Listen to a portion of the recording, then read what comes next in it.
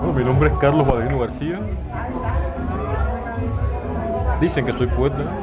Yo escribo textos, escribo algunos textos. ¿Qué puedo decir? Que he publicado 4 libritos de poesía, ¿no? Pequeños libros. 3 se han publicado en Alemania, 1 en Cuba. He ganado 2 becas en Alemania. La beca Hannah Arendt, otra beca en Weimar, que ahora no recuerdo el nombre, pero sé que tiene un nombre. Estuve la vez primera en la ciudad de Hannover, 11 meses, más de 11 meses. Y después estuve 9 meses, en Hannover estuve del 2003 al 2004. Y en Weimar, la ciudad de Goethe, Schiller, la ciudad de Milán, la ciudad donde todos los grandes archivos, la gran biblioteca de Nietzsche.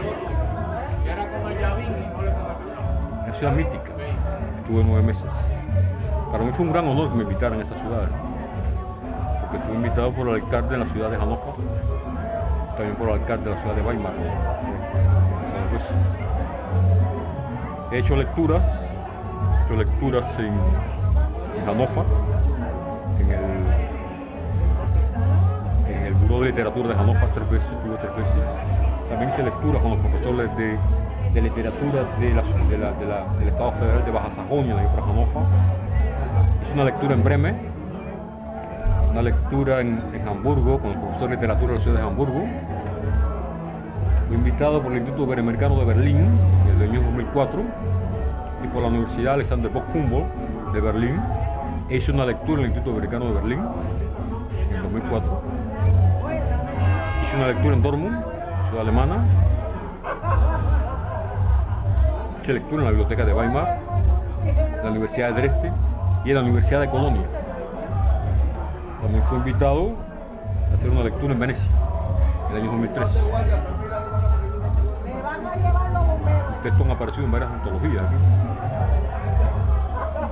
¿Qué más puedo decir de mí? Hablar de uno es poco incómodo. ¿Es difícil conseguir tu obra?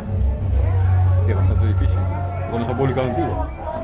Solamente un pequeño libro que se llama El músculo del alma. Por cierto, ahora me dicen que en una librería de libros viejos allá en España se está vendiendo 8 euros. Lo vio un pariente mío de tu libro, El músculo del alma, de Cuba, que está lleno de ratas. Y 7 textos solamente. Un pequeño libro. Se venden en España, no sé en qué lugar. 8 euros el librito. Pero es una librería de libros viejos. ¿Tú lo tienes? Yo tengo un librito. Ah, muy bien. Pero tiene muchas erratas.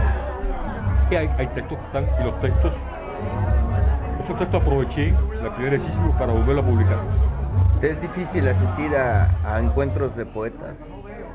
Sí, es difícil al principio porque yo no pertenezco a instituciones oficiales, no pertenezco a la ONIAC, ¿no? Y entonces las invitaciones vienen a la ONIAC. Yo no pertenezco a la ONIAC. No estoy vinculado a las instituciones oficiales del país, es más difícil para mí, ¿no? Tanto es así que a mí, que cuando me invitaron a Alemania, a los que me invitaron les costó mucho dinero que yo fuera a Alemania. No solamente por el pasaje, sino por todo lo que tuvieron que pagar aquí en el país. ¿Qué piensas de que los editores, de los que editan una obra, por ejemplo la tuya, pues se encasillen en únicamente el libro vendido, el libro como objeto para ser vendido? Realidad, ¿O crees que en estos tiempos? En realidad, la poesía se sabe que casi no se vende, ¿no? Entonces yo he sido, en cierto modo, un hombre afortunado porque me han publicado esos libritos, debo decirlo así. Yo no puedo pensar que yo pueda vender esos libros y al precio que los venden. Desde luego, el libro La piedra de Sísifo, que fueron solamente 250 ejemplares, yo pude vender casi todos los libros, pero estando en Alemania, en lecturas que yo hice. Yo soy una persona, sí voy a decir esto, sí debo decirlo. El alcalde de la ciudad de Hannover compró 32 libros, 12 euros valía el precio. Muy bien. Él compró 32 libros para hacer regalos. Muy bien. Algo más místico, me refiero a esta pregunta que te voy a hacer. Para ti, ¿qué es la poesía? Es una pregunta difícil. Eso realmente es una pregunta que no tiene respuesta, ¿no? Pero sí creo que la poesía es una manera de uno entrar en contacto con el entorno y con la realidad.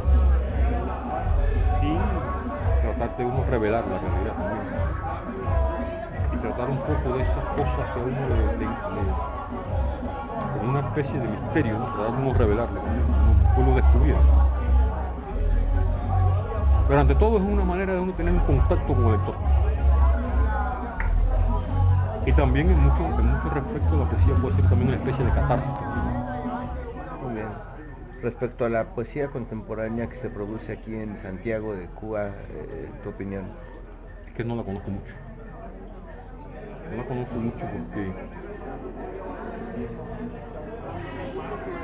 no puedo hablar de un nivel muy elevado tampoco, ¿no? Pero se escribe mucho, pero ¿no? El nivel estético a veces es cuestionable, ¿no? Claro. Y en ese juicio se mete mucho el gusto personal. Cuando uno le mete un juicio crítico, el gusto personal es importante. Ante todo, uno emite un juicio fundamentalmente a partir de las cosas que a uno le gustan, ¿no? Y hay un montón de textos que no me gustan, ¿no? Que me parece que hubo el intento, ¿no? Pero en la literatura no solamente basta con el intento, ¿no? ¿Y tus 5 poetas más importantes para ti? Bueno, es difícil eso.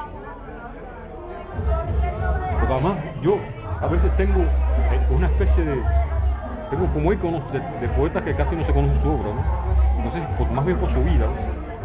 Porque, bueno, a mí me impresiona mucho la vida de Arquíloco de Parco, ¿no? Un poeta del siglo VII antes de nuestra era, ¿no? Poeta griego. Y yo la obra de lo que son los fragmentos de Arquíloco de Parco. No conozco solamente los fragmentos, me impresiona mucho. Me impresiona mucho, por ejemplo, Quevedo sí me impresiona mucho. Quevedo sí me impresiona mucho. Los textos que he podido leer de François Villon, poeta francés medieval. Vallejo siempre es importante porque Vallejo a los 15 años prácticamente yo empecé a escribir por Vallejo. A mí me gustaban incluso las asignaturas de ciencia. Yo soy ingeniero, yo me gradué de ingeniería. Y a los 15 años leía Vallejo, leí Los Heraldos Negros y empecé a escribir textos, a partir de eso. Creo que Becker también es un poeta muy importante. Becker fue importante. Hay otros poetas, ¿no? Porque es que uno menciona 5 nombres para que dan un montón de uno. Además no solamente poetas, a uno le interesan narradores, por ejemplo. Narradores y puedo decir que a mí, no sé por qué, hay un cuento de Isaac Babel que a mí me motivó un texto, un poema. Puedo decir eso. Y finalmente es una pregunta que en lo particular tengo pues una intención de hacer, que es ¿cuál es tu opinión de las musas o de la importancia de la musa como símbolo o como catalizador o como idea, como concepto, no sé, ¿no? Dentro de la poética, de la poesía? Bueno, yo creo que voy a citar un poco a Picasso. Lo importante es romperse la cabeza. Pensar mucho en todo eso. Yo recuerdo, hay un texto que en el libro este de La Piedra de Sísifo, un texto que se llama, que está dedicado a François Villon. Y yo yo trataba de hacer el texto, pero no salía. No sabía cómo hacerlo. Y eso me ha pasado con otros poemas también. No como El Tigre. El Tigre realmente es un poema que yo creo que un poco lo escribí en trance. Lo escribí en un tirón, 15 minutos. Y no le cambié nada. Lo único que le cambié fue un poco la estructura, incluso por el golpe de dado Mallarmé, por la estructura esa escalonada que tiene, fue lo único que le cambié. Eso prácticamente se escribió en trance. 15 minutos yo lo escribí. Lo tenía en la cabeza, y lo escribí, me senté y lo escribí. Bueno, de pie, porque yo casi no me siento. Yo me acuerdo de la frase de Nietzsche que dice que los que escriben sentados piensan con el culo, ¿no? Ajá. Y entonces Pero el poema Bilón, recuerdo, esto me costó mucho trabajo. Me costó mucho trabajo. Y en una guagua esta cubana, uno va hacinado como uno arriba del otro, la gente va racimada o racimada, ¿no? Arriba del otro. No sé, encontré la manera de escribirlo. Porque bueno, pensé, bueno, François Villon es un escritor, es un poeta que prácticamente es un mito. Es un poeta que fue condenado 2 veces a la muerte, a la horca, y 2 veces le conmutaron la pena. Fue desterrado y nunca más se supo de él. Cómo murió, dónde murió y quién lo enterró, no se sabe.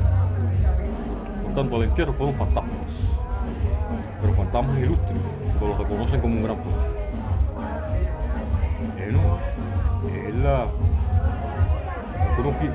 Igual me pasó, por ejemplo, con un texto que aparece en la piedra que se llama sobre Aquíloco de Paro. Pues hay que imaginarse. Aquíloco de Paro prácticamente es como una especie de mito, de leyenda, ¿no? Poeta legendario. Uno empieza, bueno, en el simposio de esto, ocurre que entonces uno empieza a imaginar el texto. Y esos textos cuestan trabajo. Además, cómo escribir, qué versos utilizo. Utilicé el alejandrino. Está escrito en alejandrino. Un verso un poco tiende más a lo heroico, aquella cosa. Porque también hay que pensar en eso, en la forma. Creo que es una de las cosas que la gente ahora no piensa, en la forma del tema. Y ponerle la forma en función del contenido del tema. Porque, por ejemplo, el tigre, la forma escalonada está en función de qué? De cómo va descendiendo. Cómo va descendiendo.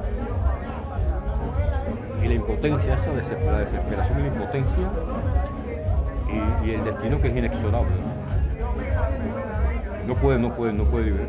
Tanto es así que ese animal se escapó y lo mataron. Sí, donde increíble. Únicamente podía encontrar la libertad de la muerte. Él se escapó, el tigre, eso fue en la década de los 80, se escapó el tigre y lo mataron. El único tigre de Bengala que hay aquí en Santiago.